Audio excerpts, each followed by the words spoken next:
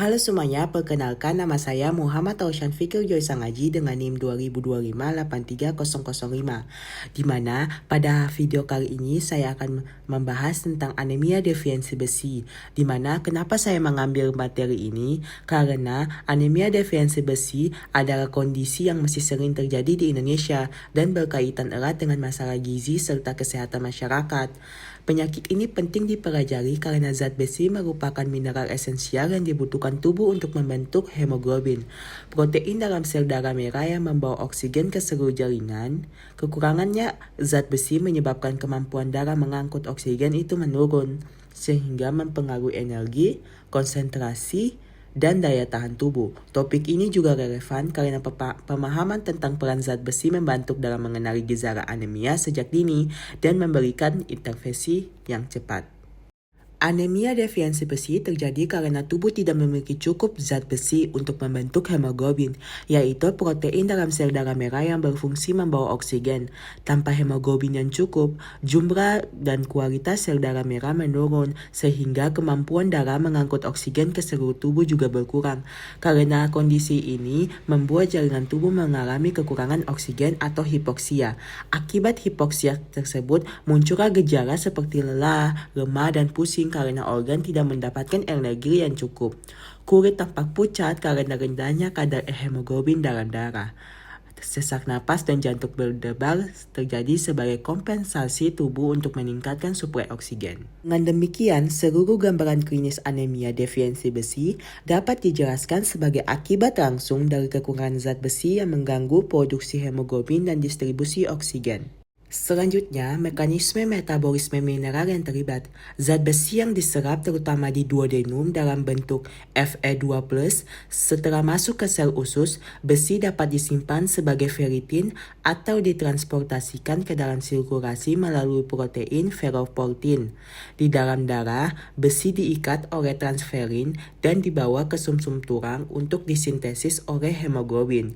Pada saat anemia defisiensi besi, terjadi gangguan dalam keseimbangan ini, baik karena asupan yang kurang, penyerapan yang terganggu, atau kehilangan besi yang berlebihan, misalnya perdarahan kronis, sehingga cadangan ferritin menurun dan produksi hemoglobin tidak optimal.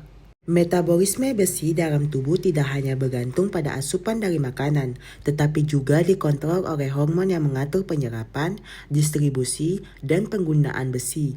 Hormon utama yang berperan adalah hepsidin yang diproduksi oleh hati. Hepsidin berfungsi menurunkan kadar besi dalam darah dengan cara menghambat ferroportin, protein yang menyalurkan besi dari sel usus dan sel penyimpanan seperti sel hati dan sel sumsum tulang ke dalam sirkulasi. Jika kadar hepsidin tinggi, penyerapan besi dari usus menurun dan pelepasan besi dari cadangan berkurang. Sebaliknya, ketika tubuh kekurangan besi atau membutuhkan lebih banyak untuk produksi sel darah merah, kadar hepsidin menurun sehingga penyerapan besi dari usus meningkat dan pelepasan besi dari cadangan bertambah. Selain hepsidin, ada hormon eritropoietin yang diproduksi oleh ginjal. Hormon ini merangsang sumsum tulang untuk memproduksi lebih banyak sel darah merah. Produksi sel darah merah yang meningkat, ini juga meningkatkan kebutuhan besi, sehingga tubuh merespon dengan meningkatkan penyerapan besi dari usus dan mobilisasi besi dari cadangan. Hubungan antara perubahan metabolisme dan gejala klinis. Penurunan kadar besi menyebabkan berkurangnya sintesis hemoglobin, sehingga kapasitas darah untuk mengangkut oksigen menurun. Akibatnya, jaringan tubuh mengalami hipoksia, yang memicu gejala seperti lelah, lemah, dan sesak napas. Perubahan pada jaringan epitel seperti kuku dan rambut terjadi karena besi juga penting untuk proliferasi sel. Selain itu, gangguan pada sistem saraf dapat menjelaskan gejala seperti pusing.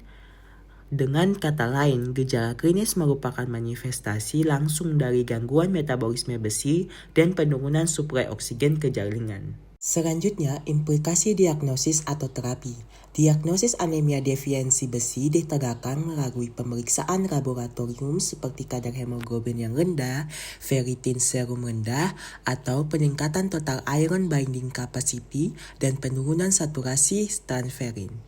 Terapi utama adalah suplementasi zat besi baik oral maupun intravena pada kasus tertentu serta mengatasi penyebab yang mendasari seperti pendarahan kronis atau malabsorpsi. Edukasi nutrisi juga penting dengan meningkatkan konsumsi makanan kaya zat besi seperti daging merah, hati, dan sayuran hijau. Pemahaman mekanisme metabolisme besi membantu dalam menentukan terapi yang tepat dalam mencegah kekambuhan.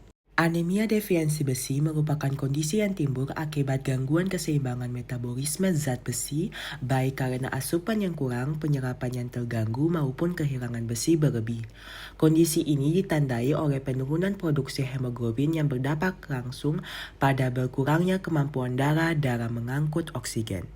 Hal tersebut menjelaskan munculnya gambaran klinis seperti pucat, lemah, dan mudah lelah, hingga gejala khas seperti perubahan pada kuku serta rambut. Dari sisi fisiologis, mekanisme metabolisme besi yang melibatkan penyerapan di usus, transport oleh transferin, serta regulasi oleh hormon seperti hepsidin dan eritropoietin saling berkaitan erat dalam menjaga keseimbangan kadar besi dalam tubuh. Perubahan dalam mekanisme ini memiliki implikasi luas terhadap kesehatan manusia karena kekurangan besi tidak hanya memengaruhi sistem hematologi, tetapi juga fungsi jaringan lain seperti sistem saraf dan epitel. Oleh karena itu, diagnosis yang tepat melalui pemeriksaan laboratorium menjadi kunci untuk mengidentifikasi kondisi ini secara dini.